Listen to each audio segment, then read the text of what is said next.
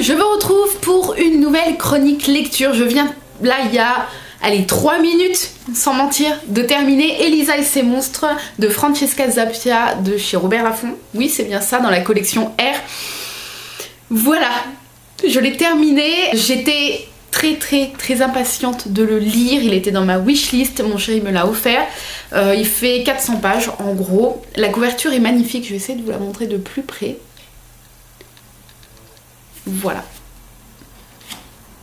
Trop belle, j'adore. Alors, pour vous parler de ce bouquin, alors je vous dis déjà, j'ai eu un coup de cœur, j'ai adoré. Je vais vous expliquer après pourquoi. Donc on retrouve Elisa qui est une ado un peu renfermée sur elle, enfin un peu, le mot est faible, qui est beaucoup renfermée sur elle-même. Elle n'a pas vraiment d'amis à part 2 amis qu'elle a en ligne sur un forum. Mais c'est elle en fait qui se met en retrait, c'est pas les autres, c'est plus elle qui ne veut pas se mêler aux autres, elle est bien toute seule. Et ça lui plaît, ses parents sont assez proches d'elle, ils essayent en fait de faire plein de choses avec elle, mais elle se renferme sur elle-même comme elle fait en fait dans sa vie de tous les jours au lycée. Et la particularité d'Elisa, c'est qu'elle est la créatrice d'une bande dessinée en ligne qui est mondialement connue et mondialement célèbre. Seulement, personne ne sait que c'est elle qui l'a écrit. Voilà, je peux pas vous résumer le truc mieux que ça.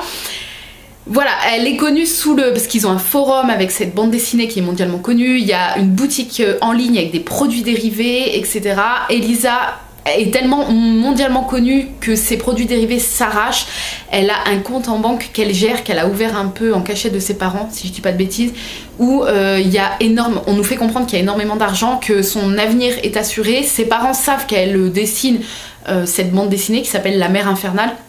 Ses parents savent, mais ils savent pas qu'elle est mondialement connue. Ils savent qu'elle fait que dessiner de son temps libre, qu'elle s'enferme dans sa chambre pour dessiner, mais c'est tout. En fait, ils savent pas qu'il y a les produits dérivés, qu'elle a assez d'argent pour vivre une bonne partie de sa vie tranquille. Ses parents la saoulent un peu pour la fac, demander une bourse, etc. Et elle a juste envie de leur dire « mais j'ai pas besoin de bourse, je suis pétée de thunes ». Voilà, en gros, elle parle pas comme ça, mais vous voyez ce que je veux dire, sauf qu'elle leur dit pas parce qu'elle veut pas que ses parents soient plus impliqués là-dedans et qu'ils trouvent ça bizarre en fait, voilà. Et Elisa donc elle n'a que 2 amis qui sont des amis qu'elle n'a jamais vus, une fille et un garçon qui sont ados également. Et en fait, eux savent qui elle est dans la vraie vie, elle leur cache pas son identité, c'est les deux seuls à savoir. Et du coup, il y en a une qui l'aide un peu à gérer le site, je crois la boutique en ligne, et l'autre fait un peu le modérateur sur les forums pour enlever les messages de trolls, etc. etc. Jusqu'au jour où, dans son lycée, il va y avoir un jeune homme qui va arriver, Wallace, et elle va tout de suite voir qu'il est fan de La Mère Infernale, et ils vont se rapprocher. Alors leur relation, je suis complètement fan, c'est-à-dire que j'avais des papillons dans le ventre pendant tout le livre parce que c'est la relation que moi j'aurais rêvé d'avoir, j'aurais rêvé de connaître une relation comme ça. C'est un peu le truc cucu, mais sans trop être cucu. Je veux dire, au début ils sont timides tous les deux, elle n'aime pas trop parler, elle n'a pas l'habitude d'avoir d'amis, lui est très renfermé sur lui-même et il se parle pendant très longtemps par petit papier interposé. Voilà, il prend une feuille, il lui écrit, il lui passe la feuille, elle répond, etc. etc. Ça peut vous paraître un peu con, mais moi je trouve ça trop mignon en fait. Enfin, je sais pas, j'adore. J'aurais adoré, étant ado, avoir une relation qui débute comme ça, où t'oses pas te parler, t'es super timide, tu t'écris des petits mots, des petites lettres et tout, je trouve ça trop mignon. Et voilà, elle va vite du coup voir qu'il est fan de La Mère Infernale. Et lui va se rendre compte qu'elle dessine, puisqu'il va tomber sur des dessins qu'elle fait, et elle va lui faire croire qu'elle aussi est une fan. Voilà. Elle va juste lui faire croire qu'elle fait des fanarts, en fait, qu'elle aime bien dessiner les personnages de La Mère Infernale, et à aucun moment elle ne va lui dire que c'est elle la créatrice. Voilà.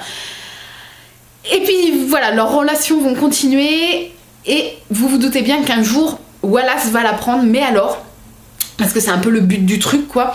Mais la façon dont ça arrive, honnêtement, je m'étais imaginé plein de trucs, hein, bien évidemment, mais j'avais imaginé tout sauf ça, et en fait ça nous est balancé comme ça à la figure sans que je l'ai vu venir. Je ne sais pas si vous avez lu ce livre, il est assez récent, il est sorti cette année je crois. Je ne sais pas si ça vous a fait cette impression si vous l'avez lu, mais j'ai adoré en fait c'est arrivé tellement d'un coup et tellement comme un cheveu sur la soupe, je me suis dit oh, mais c'est pas vrai, c'est pas vrai. Et là j'avais le souffle, je vous jure ça m'a coupé le souffle, je me suis dit oh non, punaise, c'est pas vrai, c'est pas vrai, c'est pas vrai. Donc bien sûr je vous en dis pas plus parce que il faut que vous découvriez ce livre et enfin je l'ai mais adoré. Et après il y a un avant Wallace qui ne sait pas et un après Wallace qui sait. Et tout change du tout au tout pour Elisa et pour son entourage, et tout change en fait pour elle, que ce soit son ressenti à elle et tout autour d'elle bien évidemment. Mais j'ai adoré, mais vous pouvez même pas imaginer. Alors déjà, le truc qui est bien, alors je vais vous dire, alors je m'éparpille, je vais vous dire pourquoi j'ai adoré. J'ai adoré parce que moi, mon rêve depuis que je suis gamine, c'est de sortir une BD. Oui, parce que vous savez que j'adore dessiner, c'est ma passion première bien avant la pâte fimo, la création, etc. Avant la lecture, etc. Ma passion première est le dessin. Je dessine depuis que je sais tenir un crayon. Et j'ai toujours rêvé, je sais que ça se fera jamais parce que je n'ai pas le talent. Je pense que c'est même sûr que je n'ai pas le talent. Enfin, j'ai pas assez de talent pour, mais j'ai toujours rêvé de sortir une BD, un manga, un truc comme ça. Et du coup, je me suis pas reconnue en Elisa parce qu'elle est bourrée de talent et qu'elle est mondialement connue. Mais quand je vous dis mondialement, c'est que c'est la BD sur internet la plus connue au monde. Du coup, mais je me suis retrouvée un petit peu dans le côté artistique d'Elisa. Et ce que j'ai adoré dans ce bouquin, je sais pas si vous allez voir la tranche. Est-ce qu'on va le voir? Il y a des feuilles qui sont plus noires que d'autres. Et en fait, on nous partage des petits moments de la BD. Je vais essayer de vous montrer. Voilà. On nous partage en fait des petits morceaux de dessins qu'Elisa fait avec des morceaux d'histoire de la mer infernale.